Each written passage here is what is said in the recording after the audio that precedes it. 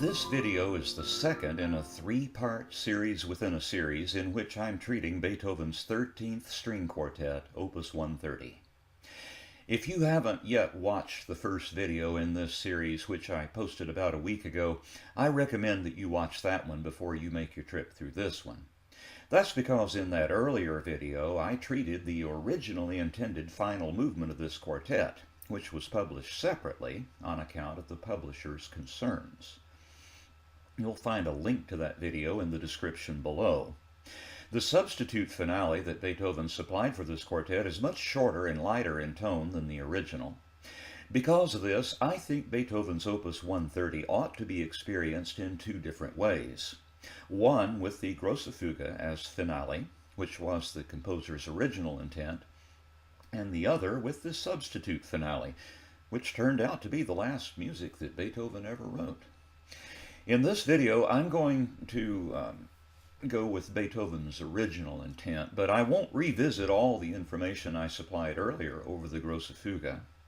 If you don't watch that video, you won't know what's going on in the final movement, hence my recommendation. Anyway, onward we go. The 13th String Quartet is a very large composition, one of Beethoven's grandest conceptions. It's in 6 movements instead of the usual 4, and the 4 inner movements reflect the inner movement cycle that Beethoven adopted in the 9th Symphony, but doubled. The result is a composition that could be outlined this way. Movement 1, a huge sonata-form movement in B-flat major with a repeated exposition. Movement 2, a very brief, very fast, and mostly quiet B-flat minor duple time scherzo with a contrasting trio in the parallel major. Movement 3, a sweet D-flat major instrumental song, also cast in sonata form. Movement 4, a G major minuet movement with the character of a German dance, so identified in the score. Movement 5, a soulful Cavatina in E-flat major. And finally, either the Grosse Fuge, as in this video, or the substitute finale. The light character of the dance movements imparts a divertimento-like character to this quartet, but that character is more than offset by the huge opening movement and especially by the great fugue that serves as the quartet's final movement and is itself, as I argued earlier, constructed along the lines of the 4-movement symphonic cycle. The performance you are about to hear is by the Emerson Quartet and is available on the Deutsche Grammophon label. This series has afforded me countless hours of listening pleasure, and I highly recommend it. If you're interested in purchasing it, you will find a link in the description below. Movement 1 is a B-flat major sonata form movement with secondary themes in the flat submediant and flat mediant keys. This movement provides an excellent example of Beethoven's innovative approach to musical form. The movement appears to begin with a slow introduction, but that turns out not to be the case at all. That slow music is fully integrated into the movement as part of Theme 1, and any lingering doubts about that synthesis are put to rest when the exposition repeat includes that slow music. To clarify, in Haydn's conception of sonata form, a slow introduction may open the movement, but that introduction enjoys a degree of autonomy vis-à-vis the main theme, and is not revisited during the repeat of the exposition. Beethoven's earlier works are mostly true to this model, but in Opus 130 we have a synthesis. You may recall that this synthesis was adumbrated in the previous quartet, Opus 127. Again, I will furnish a link in case you wish to compare the two. There are several other remarkable formal features of this movement. One is the choice of key for the second group and the way that key is achieved. The transition modulates first to F major, as tradition would lead us to expect, but then continues instead of settling in at that dominant pitch level. By the time it's run its course, the transition has arrived at the flat submediant key of G flat major, and the exposition concludes there after a long and somewhat recondite sounding thematic journey. By the way, the little unison bridge that links to the exposition repeat the first time through and to the development the second time returns during the second large portion of the Grosse Fuge in the same key. This feature imparts a degree of integrity to the quartet that is missing when the work is heard with the substitute finale. When the second group is brought back during the recap, it is first presented at the flat submediant, D flat major, before returning to the tonic key for its expected reconciliation to the whole. It should also be said that the development section, which begins as though it were a kind of narrative and presents us with a soaring new theme first presented by the cello, is quite brief and yields organically to the return of the first theme in the tonic, but without its slow music. This recapitulatory presentation of the theme unravels almost immediately and gives way to an interpolated development section that both serves the transition's purpose and seems to compensate for the brief formal development. That omitted slow music does not go to waste, by the way. Beethoven brings it back to inaugurate the movement's coda, whose agitated, scrappy beginning forecasts a wild ride for the remainder of this quartet.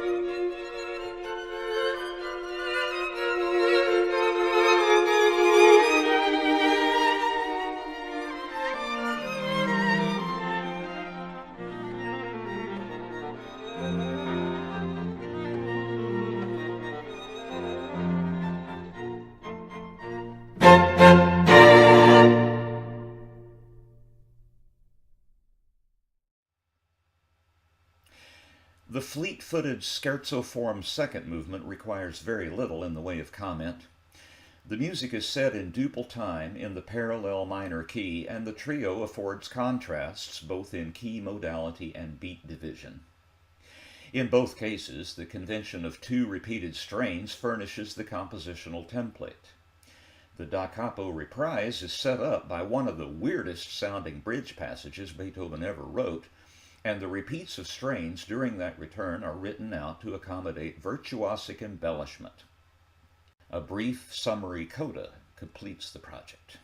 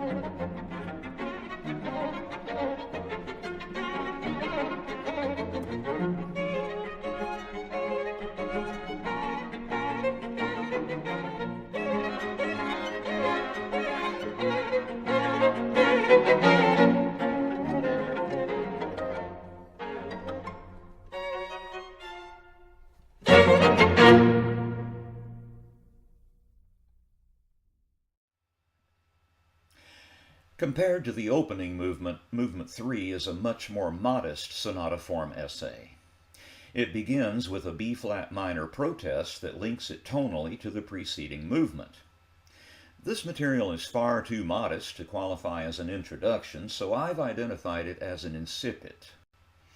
This yields almost immediately to the warm, flat mediant key of D-flat major, to unfold a sweet theme whose coquettish-sounding pointillism provides a captivating adornment for something deeply heartfelt.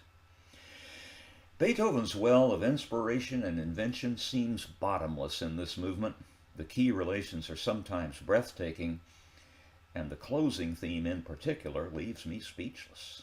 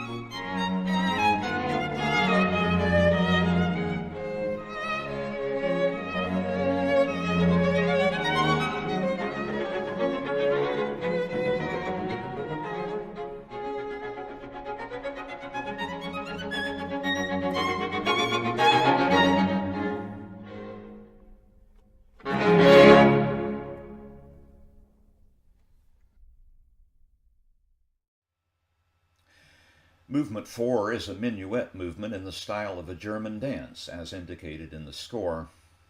The main sub-movement, which is varied during the da capo reprise, is set in G major. This is as far from the preceding movement's tonal center as it is possible to get. That radical change of tonality seems to me to signal a change of course in the quartet's overall tonal trajectory. During the first three movements, the music made a journey from B-flat major into darker regions. This radical tonal shift points the music back in the direction of the primary key, with the trajectory making an ever nearer approach to that goal during these three final movements. This minuet is accompanied by two trios, the first of which moves into C major and the second into E minor.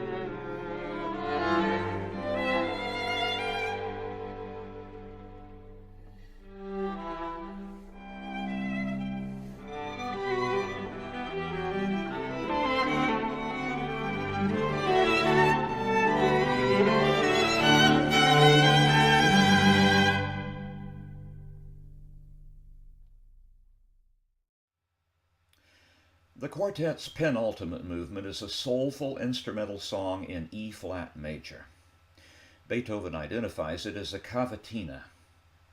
In the opera world, a cavatina is a short song, usually quite a bit briefer than an aria, setting a single sentence of text without repetition. Beethoven's instrumental cavatina takes the overall shape ABA, with both its paragraphs set in the movement's home key, which is the subdominant key of the whole quartet. Its most remarkable feature is an interjected flat submediant elegy marked beklemmt. That word has a range of meaning, and here it might be best understood as choked up. I really don't have words for this, so it's time to let Beethoven's music do the talking.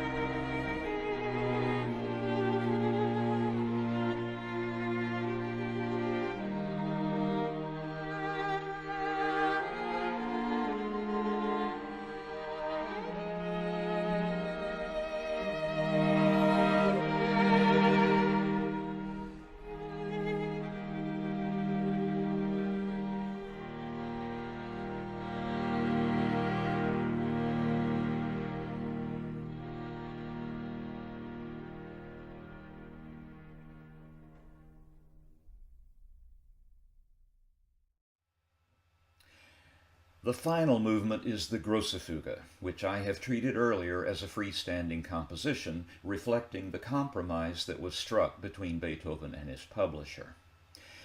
I will not revisit my commentary at this point in the interest of keeping this video to manageable length, so again, I think you'll want to have watched that earlier video before diving into this.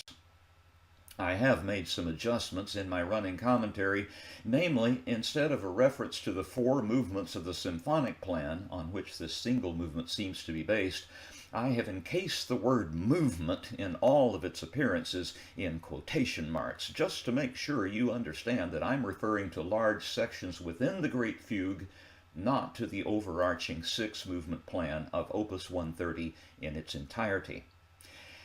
I know this looks affected, but I hope the affectation clarifies some things. Enjoy the ride.